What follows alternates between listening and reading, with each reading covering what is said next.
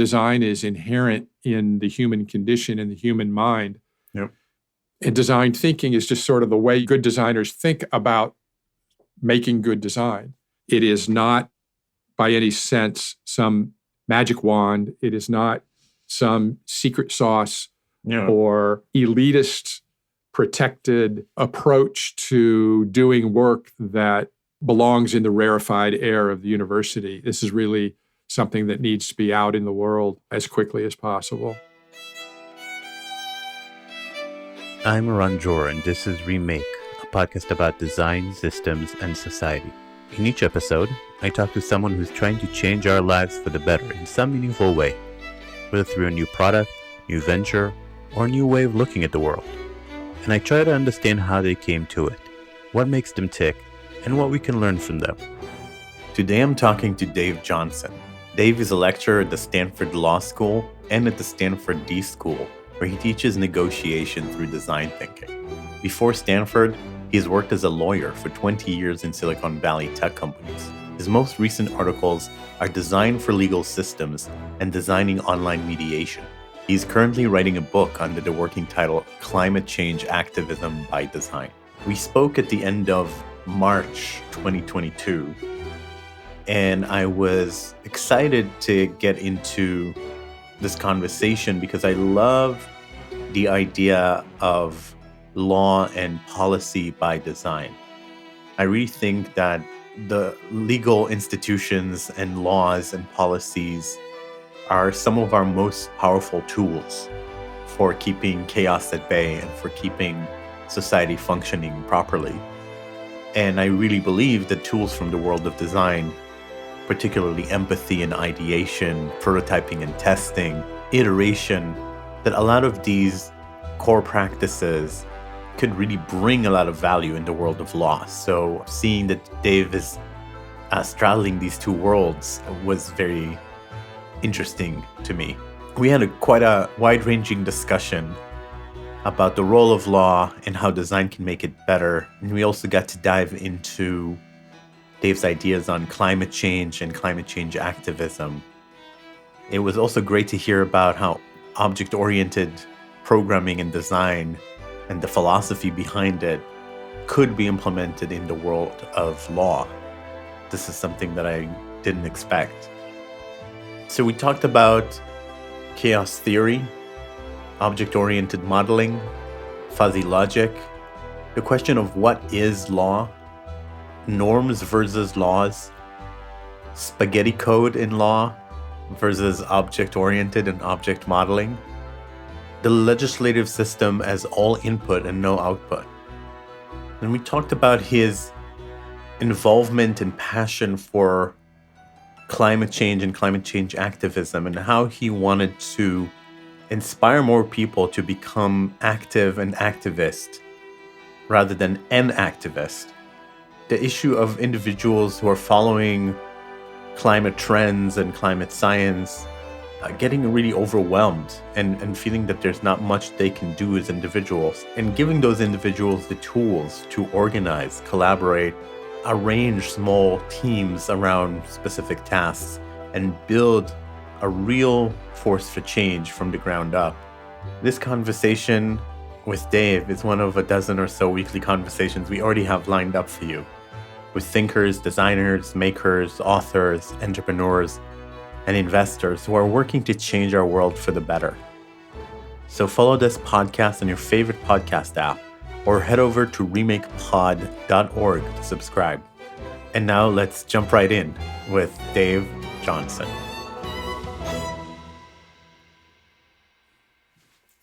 All right. I'm sitting here with Dave Johnson. Dave, welcome to the program. Thank you, Ron. I appreciate it.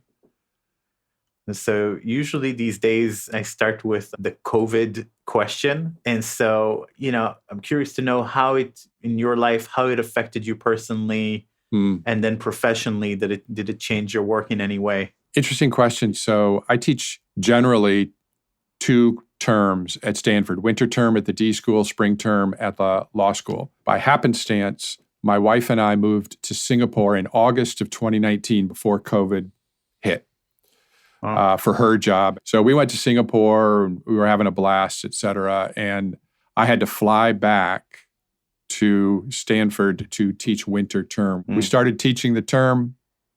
March 7th is the day that will go down in infamy at Stanford, because that's the day the provost sent the email school-wide saying, as of tonight, there are no more in-person classes. We're shutting down in-person classes. And so I had to make a quick decision. And that decision was, I'm going to get on a plane back to Singapore before I get trapped in the States and or get COVID and or can't get back into Singapore. I consider myself remarkably lucky to have been in Singapore when COVID really hit the world, because Singapore managed it really well. They had one serious, quote, nationwide, citywide lockdown. And it was a severe lockdown, and they enforced it. And after 45 days, come June 2020, they were reopening the elementary schools, and then restaurants opened through the summer of June 2020. And we left by the end of 2020. And so the Singapore experience with respect to COVID was a stark contrast to what we saw was going on, and it continued to go on in the US. Did you feel like you learned something about people, about the world from observing this plague and from observing what happened? Yeah, on several levels. The first, most obvious level is that being in Southeast Asia, in this case, Singapore, but certainly seeing news of other Southeast Asian newscasts, is that some countries, and most of them, if not all of them in Southeast Asia, have a very, very powerful cultural sense of community first, individual second. Compliance with mask mandates was not even an issue. You just did it. You did it because this was the right thing to do. The government told you to do it, but you did it because it was the right thing to do. So the comparison, obviously, to the US, when we start seeing what's happening, and then even after we come home, before and after vaccines, is just night and day. I don't even need to fill in the blanks. The way that the idea of a mask and then the idea of a vaccine became so heavily politicized that people in my view, lost their senses. It, to me, is still, and we have people in my extended family who refused to get vaxxed.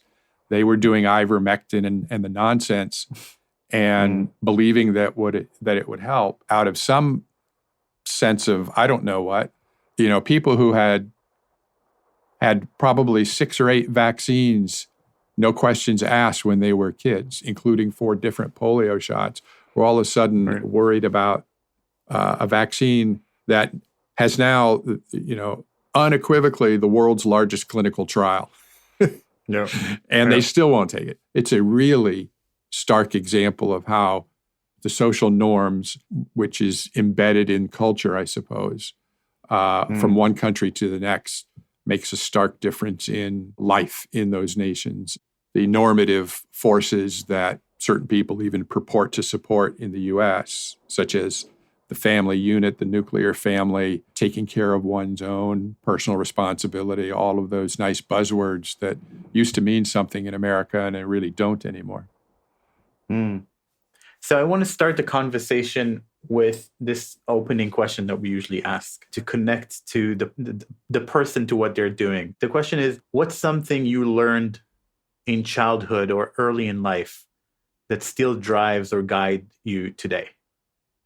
A couple of things I would say. One is, no matter how hard you try, not everybody's going to like you, and you just have to learn to live with the fact that some people are going to take a dislike to you no matter what.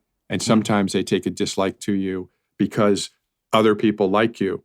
It was self-learned. It's not like my parents really fed this to me, but coming to realize that no matter what you do, not everybody's going to like you. So you find your friends, you hold them close. My best friends are friends I've had all my life. There is real value in finding your good friends who are there for you when you're younger and making sure you keep them in your life. The other thing that may be related to that, and I learned this from sports, if nothing else, you can have all the coaching, all the great coaching in whatever sport or undertaking you have, and this could apply to academics as well. But at the end of the day, you have to find it yourself. You have to find your way yourself. You have to find what works for you on the ski slope, on the tennis court, on the football field, and in the classroom. And trying to model yourself around the study habits, say, of the smartest kid in the class isn't necessarily the right path for you. Now, it's not bad to look at the study habits of the smartest kid in class.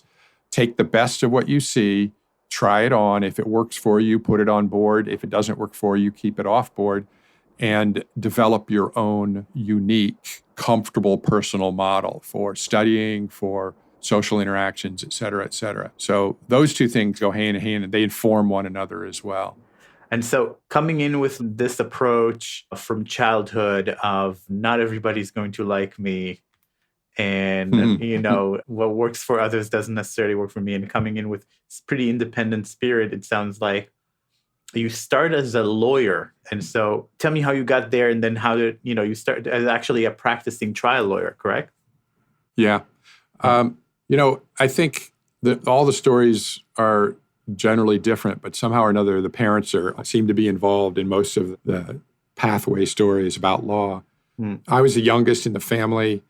My dad was a doctor. He's actually a professor of medicine. And at the dinner table one night, I was arguing, as a junior high school student, I was arguing with my high school and college age older sisters. And my dad turned to me and said, "Have you ever thought about being a lawyer?" Because he knew I was sort of tilting towards medicine, which to him was great, but it wasn't the end all be all. And it stuck in the back of my head. I said no at the time, but it stuck in the back of my head. And sooner or later, I realized in college that I loved the sciences, but the rigor of getting through things like organic chemistry and whatnot just started to feel daunting. And I was much more content in the liberal arts side, humanities side of the academic ledger, so to speak. And so that's what steered me towards law. I was very intentional about going to a law school that would allow me to do a dual degree in law and also environmental sciences. So that's what I did. As it turns out, I didn't go to work in that field originally out of law school. I practiced probably because I needed to pay off loans, like most every other law student or most every other grad student. Yeah. So I practiced in the courtrooms of downtown Miami, trial practice for 10 years or so in the 80s, and then went back for another degree at Stanford after that. And that's sort of when I started easing my way into academia. Even though I continued working, I also started teaching at Stanford. And so moved on over towards teaching, which is, I think, where I'm best suited and certainly most content, which is where I am now.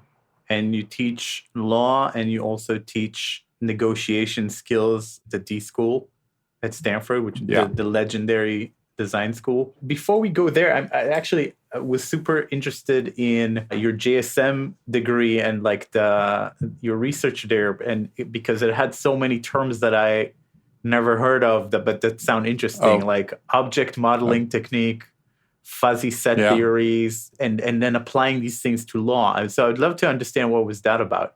Yeah, so it's the luxury, it's the beauty of being able to just follow the lead of a research line. I didn't feel any time pressure when I started working on dissertation, so I just started reading. I just started reading what was interesting to me after doing all the coursework in environmental law. And I came across, the entry point was chaos theory, which was fashionable at the time. And I'm still fond of it. James Gleick's book being the seminal piece on that. And I came across object-oriented modeling, which was a line of thinking and doing in the software engineering space. And I'll say right out of the gate, I am not a computer programmer. So when I started reading about object modeling, what I was looking for was the thinking, the design work behind it, and what it looked like it might deliver as a tool for modeling complex problems, but without the back-end piece of writing code to create an application or a program that would solve for those problems.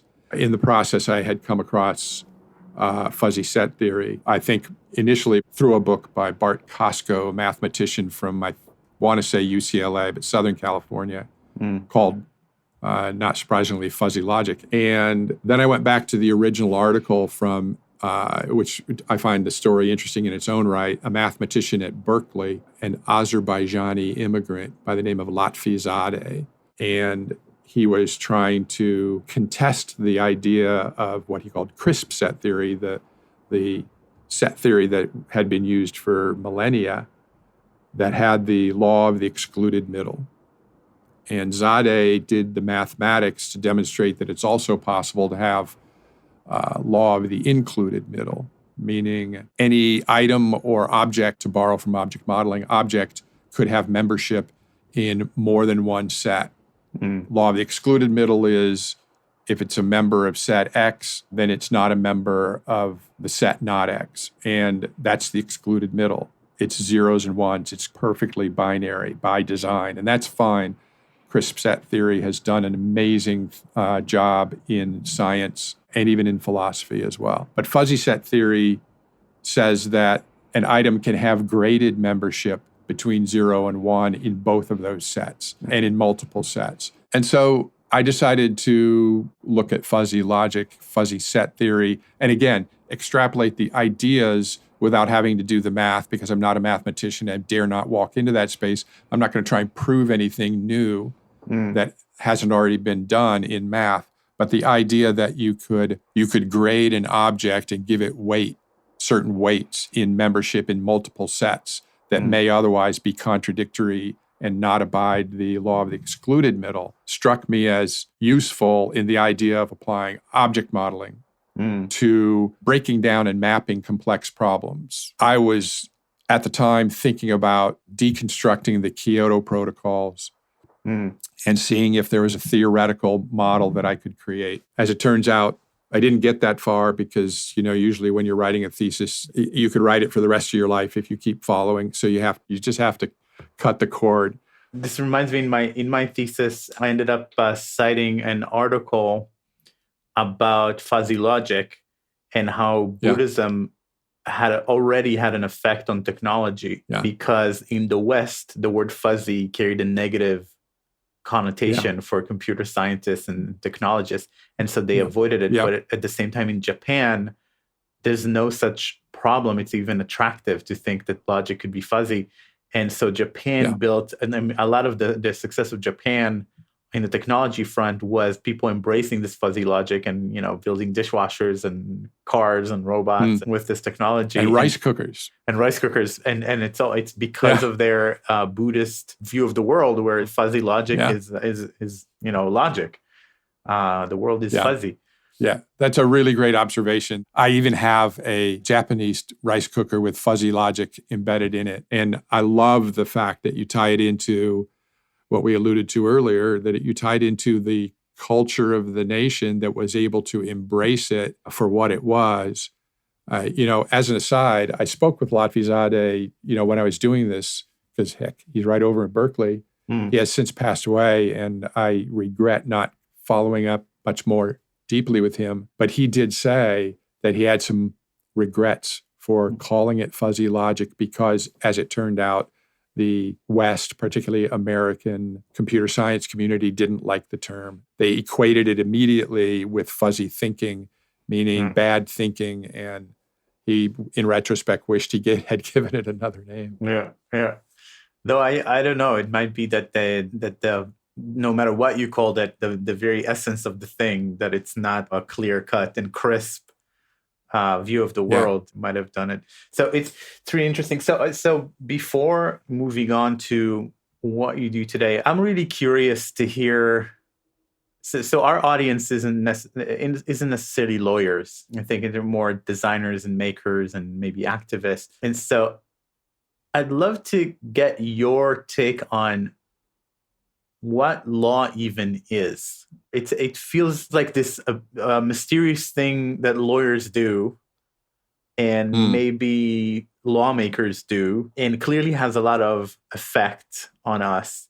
But as designers or makers, how can we relate to that and understand the value of that. Help us find a way into it. This could be a multi-volume book to answer the question, what is law? So let me start where I usually start, which is from a systems perspective, a social systems perspective. We've had law ever since civilization began in some rudimentary fashion, and it got written down after a while. But for me, and this may not be shared by the real hardcore academics, this comes from practitioner primarily and academic secondarily. Law is a system of rules, hard rules, soft rules, and consequent norms, meaning norms that emanate from those rule sets. So an example I like to use in the U.S., we have the First Amendment. The First Amendment is fairly narrow in one sense. It only constrains the government. Right. But what has happened from this idea of free speech, meaning speech free of government intrusion or censorship, has evolved a much larger norm in the U.S. that is, we all have the right to free speech, and I could get to say whatever I want. And in fact, the New York Times editorial board was roundly criticized a couple of weeks ago for an editorial they wrote about this cancel culture, where they were bemoaning the fact that people who speak out and speak their mind were subject to, I think, shaming and some other negative connotation actions, but shaming and obloquy, whatever it might be. And that they were suggesting that people need to be gentler and allow people to speak even if they don't agree with their speech. That, understandably, the editorial board got serious pushback. And the reason is that's imposing one person's right of free speech onto another person's right of free speech, because the listener who disagrees has every right under this notion of free speech to say whatever they want back to the person who's saying whatever they want. And so once you start saying the listener has to abide by the, quote, free speech rights of the speaker, basically creates an asymmetry in free speech where the loudest and most obnoxious or most threatening speech starts to gain a toehold of superiority on the mountain of speech. And it is a mountain of speech these days. But all of that discussion, all of that, and it's worthwhile to have bad editorials so we can speak about them, right, is not law. There is no law that talks about my right to say whatever I want to you, or for that matter, your right to say whatever you want to me. That's a norm that emanates from the First Amendment. There are laws that impinge on that. If I go public and say something false about you, I am potentially legally responsible for defamation, slander, libel, what they call false light. And so there are laws that apply to speech, apply to certain speech. But by and large, it's an example where law is fairly narrow and norms become more or less the controlling body of regulation, for lack of a better phrase, but in the non-legal sense, of people's behavior.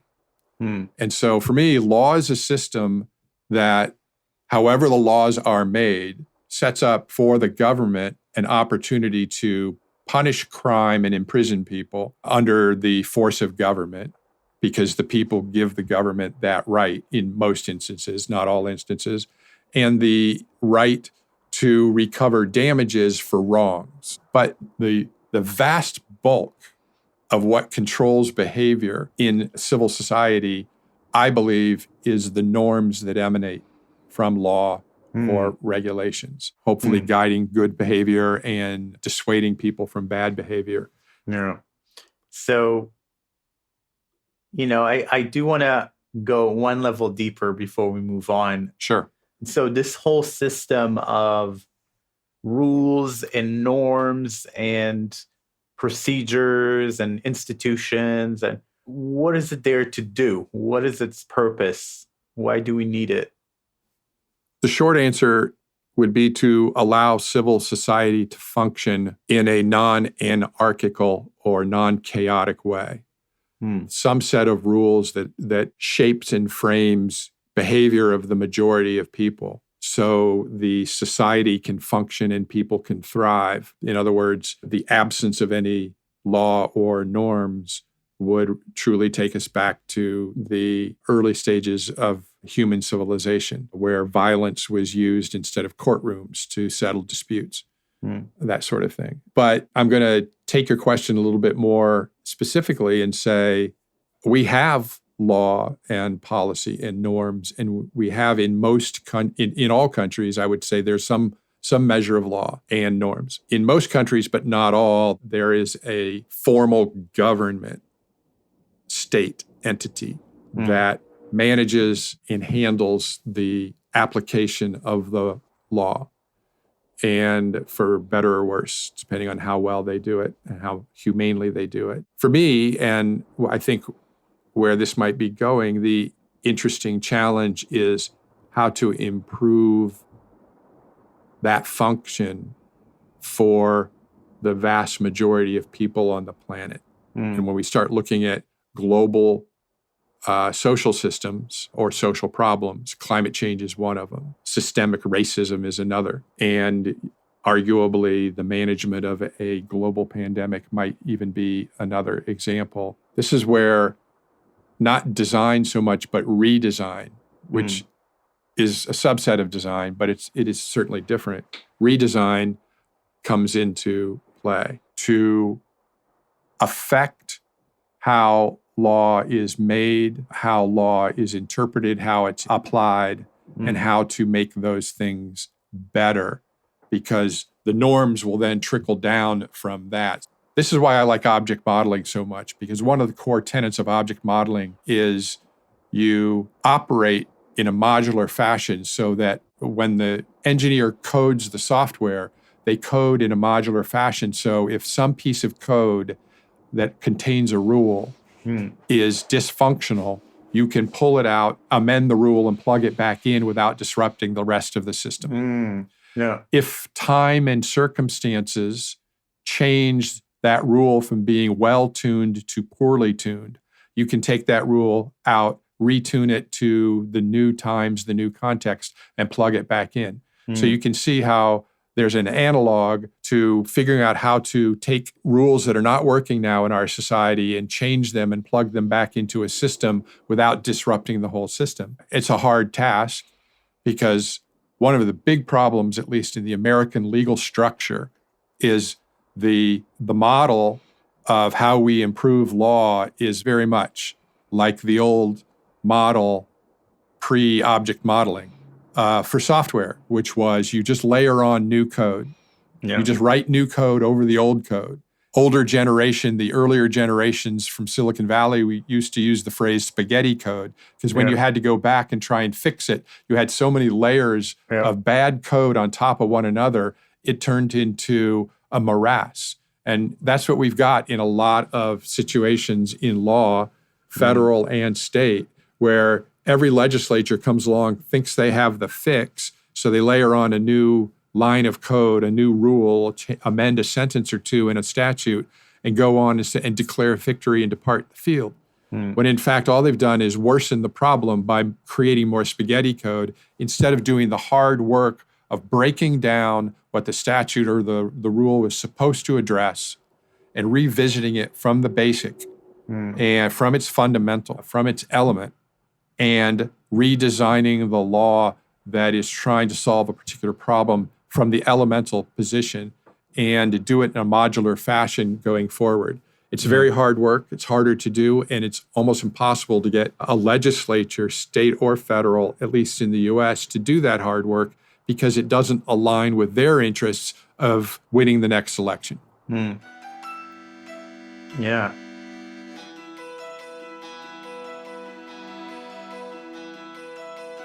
You're listening to Remake, a podcast about design, systems, and society. If you're listening on a podcast app, you already know how to follow podcasts. So please follow this one.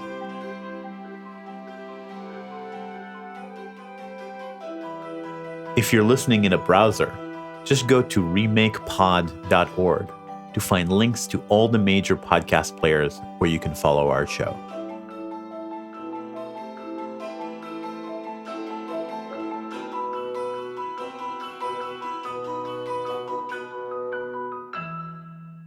I interviewed Dr. Leidy Klotz.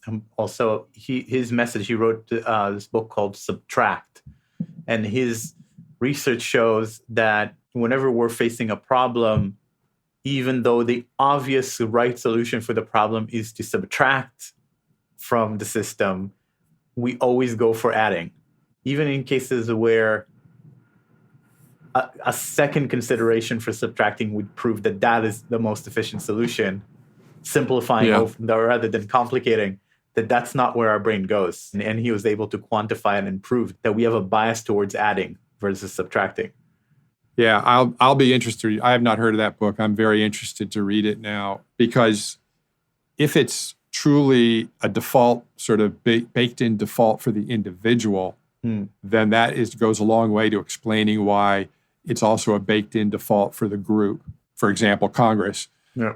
But that means, like the many other cognitive biases we have all carry around with us in our heads and sometimes in our hearts, we need to be made consciously aware of it so we can fix it, because it's clearly suboptimal to think. It's statistically impossible to believe that every problem needs addition instead of subtraction. Yeah, that's great. That's good stuff. So I want to get into the climate thing, but I want to go through design, which we haven't really dived into. I want to understand how you got involved in design. What does law and design have to do with each other? So I got involved materially when I started looking at object modeling. Object-oriented design was the original title. Then they went to object modeling. So that was a sort of intellectual interest in the theory. It turned out, somewhat by happenstance, that when I went back to work after my JSM in Silicon Valley, I spent a few years working for a design consultancy as their general counsel in Palo Alto, and they were doing organizational redesign.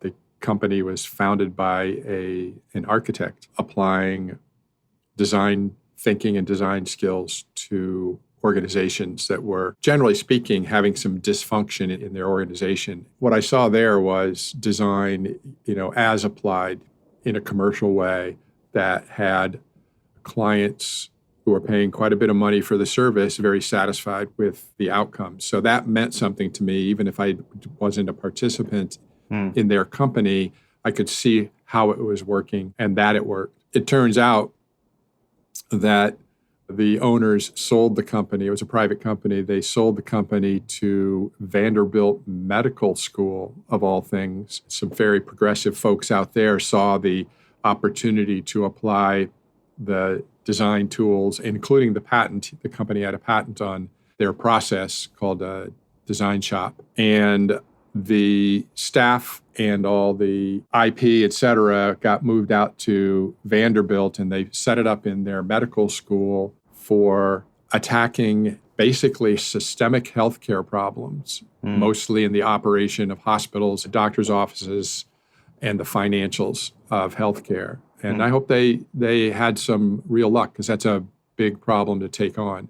So I didn't go to Nashville. I went merrily on my way through Silicon Valley, and by hook or crook became interested in what was going on in the D.school, met some people who were working there, and was invited to start working on a course, which I've now taught, just ending 2 weeks ago for the 6th year in a row. The course is Negotiation by Design, but it's really, the subtitle is Applied Design Thinking for Negotiators.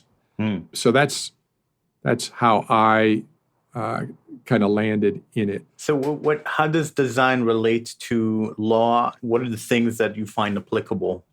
Yeah. I alluded to this earlier. There's sort of two ways to go about it. There's more than two ways, but the two that I think about is, does design thinking add anything to the individual lawyer's work, a lot of which is mental work, some of which is quote unquote physical work, et cetera. But that's the area that interests me most because I had a direct experience with it myself.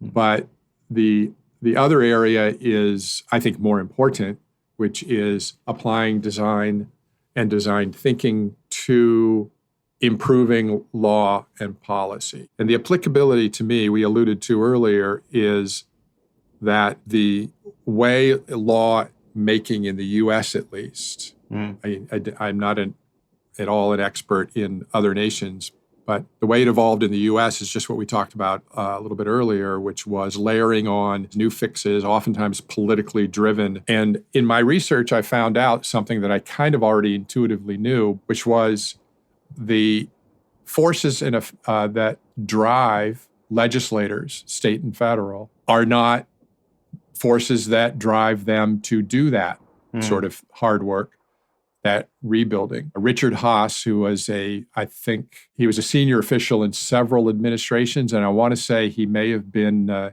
director of policy for the Department of State.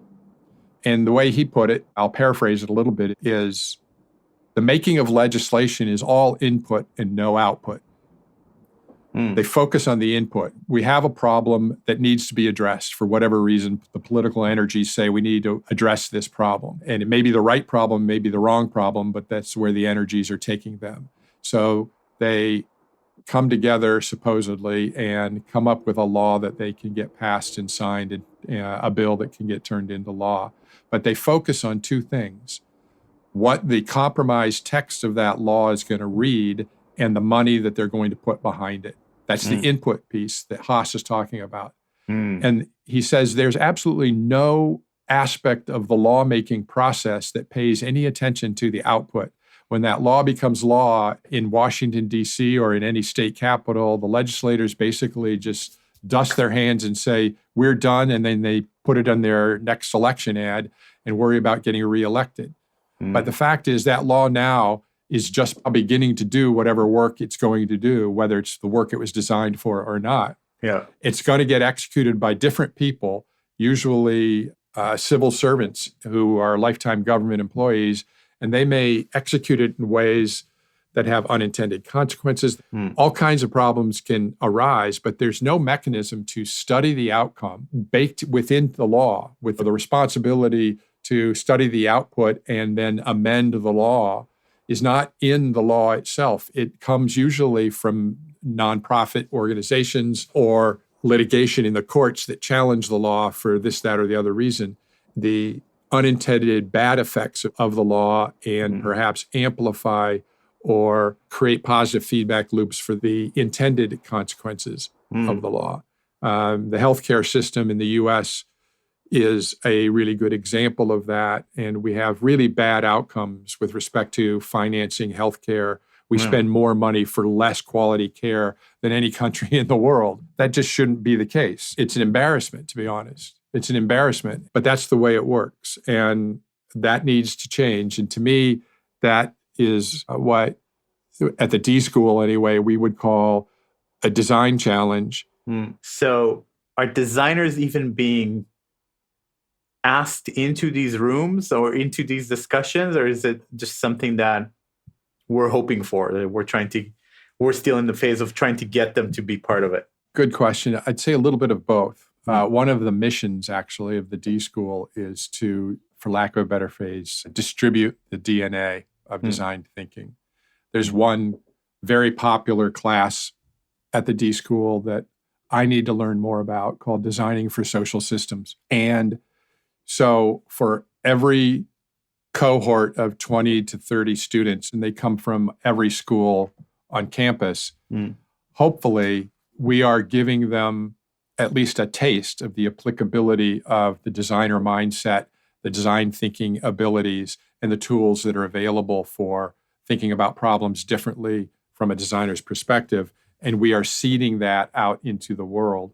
And we hope that they carry forward and proselytize or evangelize design thinking as a new and different way to approach any number of problems. I just need to say this because I feel strongly about it. Early on, and maybe to this day, but early on, there was a lot of hype around design thinking and a lot of chatter. And I don't like the hype, and I don't like the chatter, and I don't like the pop culture aspect of design thinking.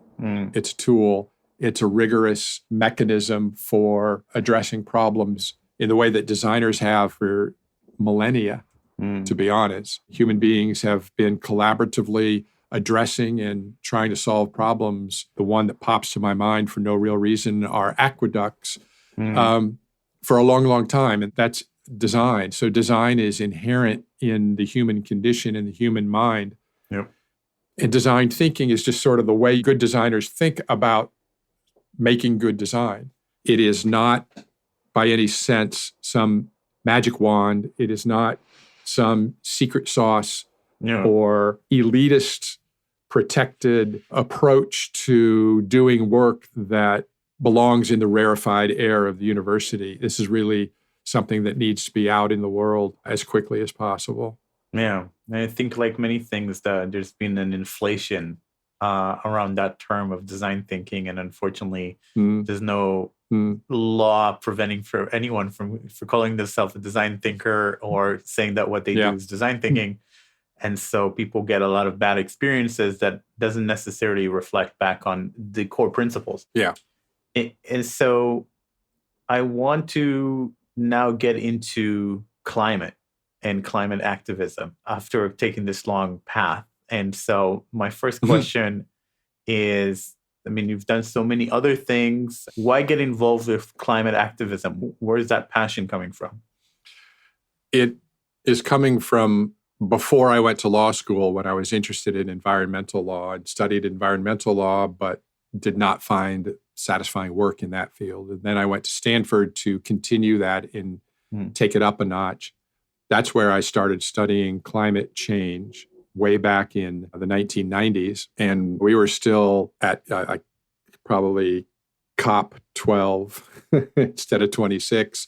We were looking at Rio after the Kyoto Protocol was signed, and Kyoto is now dead and gone in the rearview mirror. And basically, all that's happened is that as the data collection has improved and gone forward, it just increases the odds of the original predictions, which is if we continue to emit at this level, then these are the effects. And I've watched this sort of from afar after finishing my studies, and I realized I feel like I have something to say about it, and I have the time to do it, so I'm going to say my piece, and if it lands like with a thud, so be it. I'll at least have done it. And having done a pretty deep dive in the study of climate, having been what I would call an amateur environmentalist all my life, traveled the world. I dove the Great Barrier Reef 20 years ago.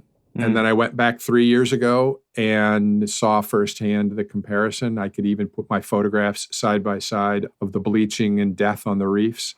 My agent would kill me for saying this, but I'm not writing a book to try and sell 10 million copies. I'm writing a book because I hope that some young people will read it and be inspired enough to become activist, which is different than become an activist. So we can become activists in our daily lives without being too disruptive in our daily lives, or we can become an activist, which is more than avocation. It's almost a vocation. And you can do it from time to time, or you can do it full time. But big picture in climate change, when I speak with people about the issue, to the last, and myself included, the response is, I, as an individual, am so overwhelmed by this sort of existential problem of climate disaster. There's nothing I, as an individual, can do. And I would argue that that's probably correct. There's nothing one individual is going to be able to do that's going to change this massive systemic problem that is the combination of governments and corporations wound up with the string of global capitalism. And so the change is going to have to happen when people who feel powerless now realize that they can become powerful through collaboration and taking small steps with partners or small teams, and then finding and connecting with other similar teams working on similar small projects and have it scale organically from within the relevant population. I don't see any situation where some charismatic leader is going to come in from the top, although the Greta Thunbergs of the world are most welcome to amplify the messaging.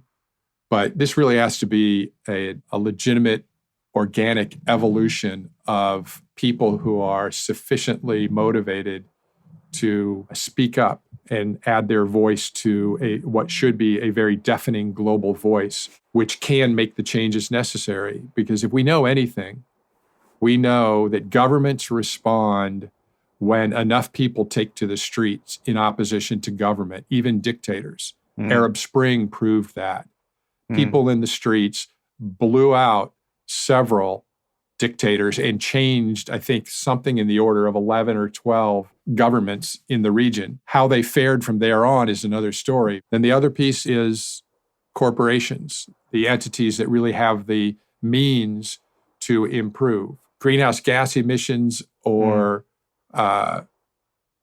single-use plastics or any number of environmental problems that we know that enough people speak out against the brand of the corporation that's doing the damage or boycott the corporation that's doing the damage, that those two elements of corporate behavior, revenue and goodwill and brand, are so vital to the success of a corporation that activism directed at those levers will force corporate change.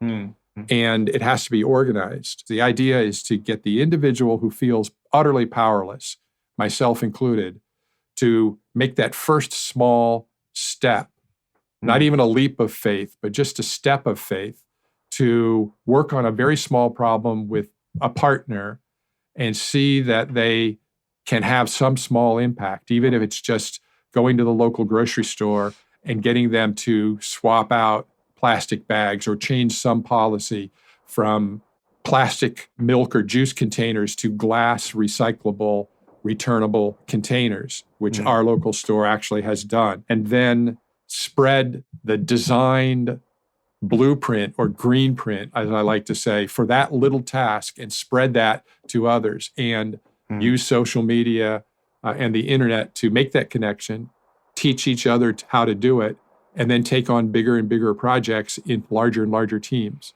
So I have one final question. In his TED Talk, the philosopher Alain de Botton describes the difference between a lecture and a sermon.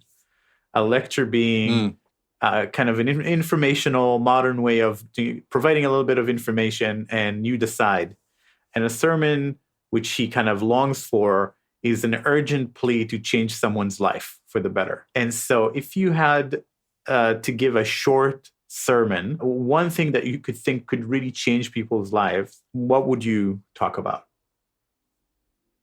The first step, the step of faith in creating inertia towards being involved in climate change activism.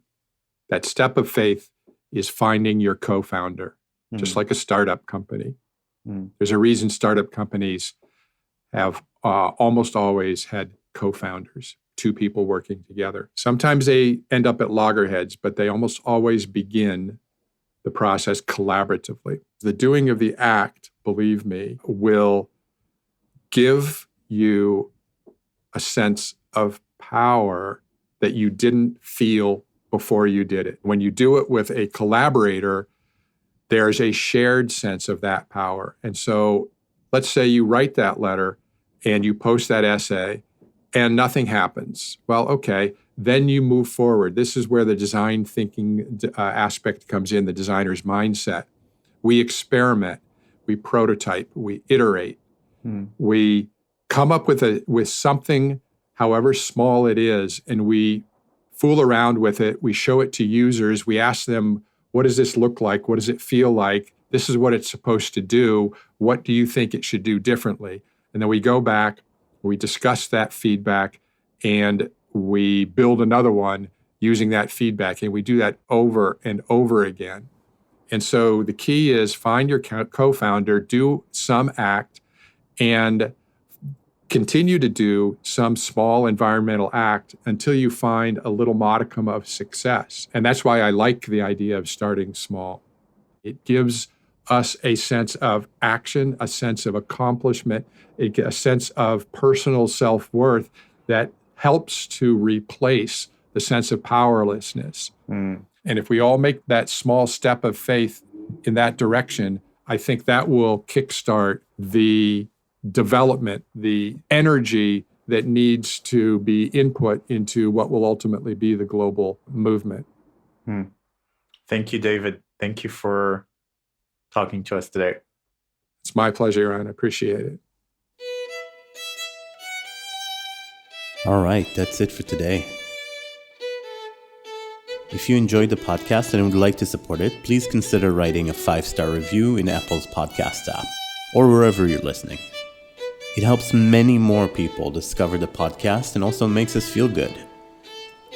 Current support for the podcast comes from my own design company, Remake Labs. We run design sprints all over the world, and our goal is to improve outcomes, whether in business or various organizations, through repeated and rapid design interventions. Now, until next time, be well, everyone. See you next week on Remake.